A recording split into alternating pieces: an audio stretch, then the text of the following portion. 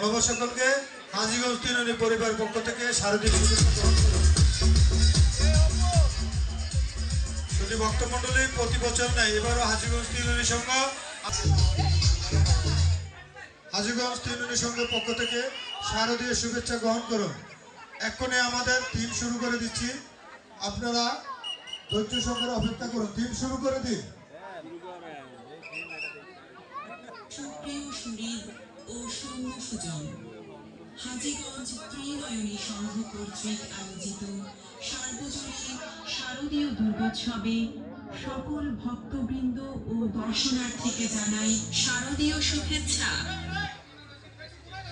দেবী বন্দনায় আমাদের এবারের পরিবেশনা সমুদ্র মন্থন।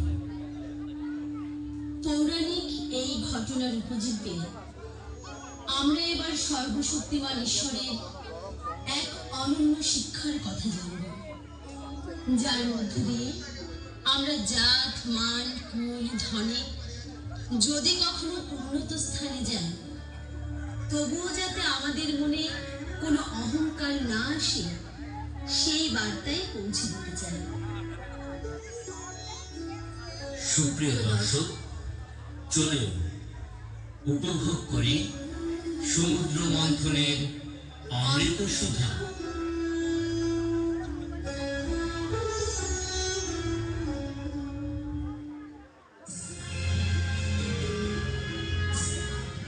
পুরাকালে একবার দেবরাজ ইন্দ্রের সাথে দেখা হয়েছিল মহামুনি দুর্বাসার।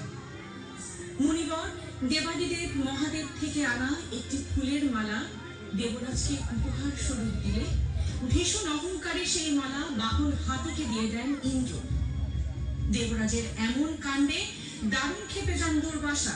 ক্ষেপে গিয়ে দেবতাদের প্রতি কঠিন অভিসম্পাত দেন তিনি।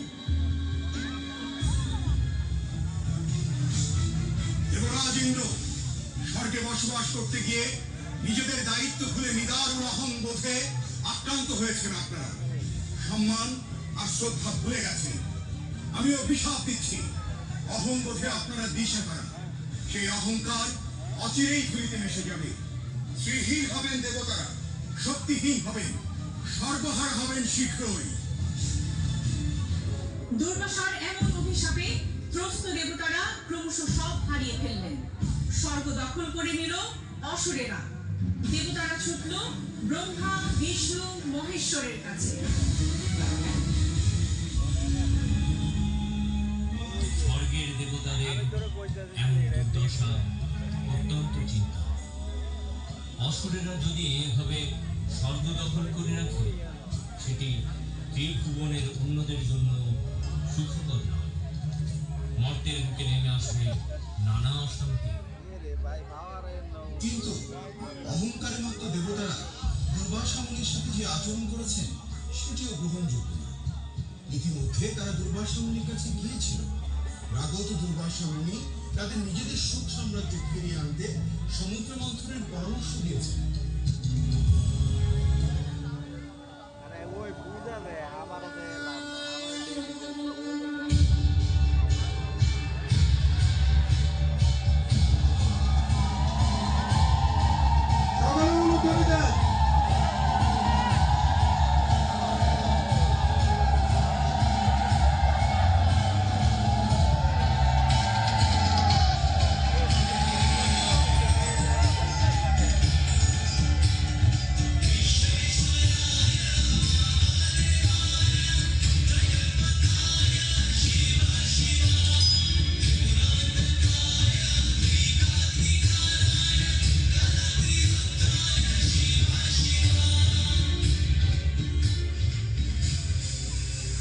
অসুর দেবতাদের সমুদ্র মন্থনের শুরুতেই এলো হলাহল বিষ, যা বাষ্পাকারে ছড়িয়ে পড়লো আশেপাশে।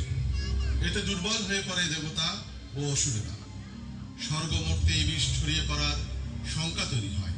এই সমস্যা থেকে মুক্তি পেতে শিবের শরণ নেন দেবতারা।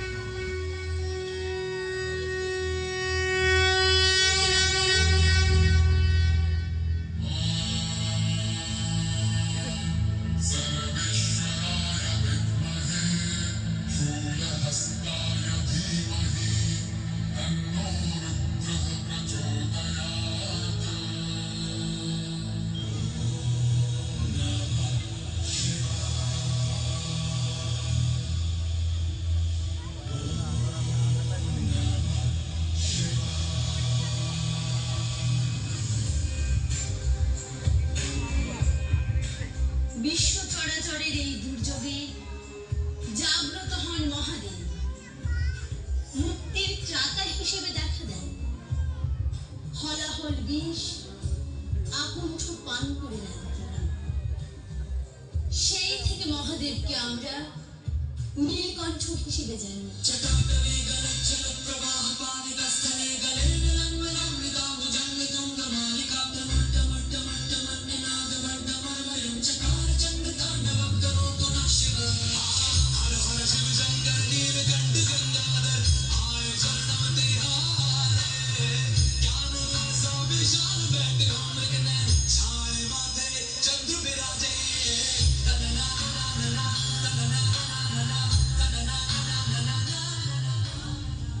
এছাড়াও মন্থন থেকে উত্থিত হলো দেবী লক্ষ্মী, সুদর্শনা অপ্সরা, তর্কবাগিনী বারুণী।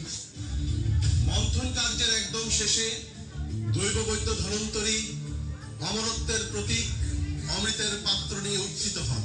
এ নিয়ে দেবতা ও আসুরদের মধ্যে শুরু হয় প্রচন্ড যুদ্ধ।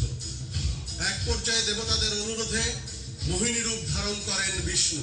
অনন্য রূপ ও লাবণ্যে মোহিনী রূপী বিষ্ণুদেব আসুরদের সামনে হাজির হন।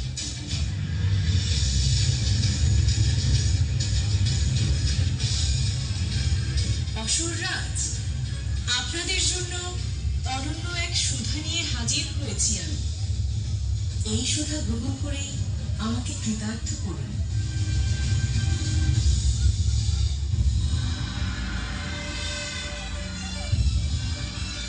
মোহিনী রূপী বিষ্ণু আর সুধার ভাণ্ড দেখে অমৃত ভাণ্ডের প্রতি আগ্রহ হারিয়ে ফেলে অসুররা। আর এরই মধ্যে কৌশলে সেই ভাণ্ড থেকে দেবতাদের অমৃত পানের সুযোগ করে দেন বিষ্ণু।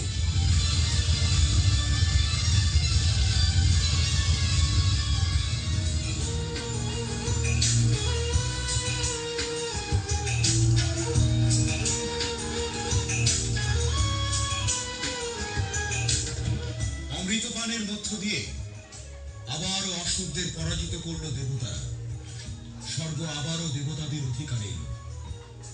সুখ ও শান্তি বিরাজ করল স্বর্গ, মর্ত এবং পাতালে। পৃথিবীর বুকে নেমে এলো শান্তির সুবাতাস। সমৃদ্ধ পৃথিবীতে মহামায়ার বন্দনায় সামিল হল পুরবাসীগণ। দেবীর আগমনী সুর ধ্বনিত হল পৃথিবীর প্রতিটি কোণে।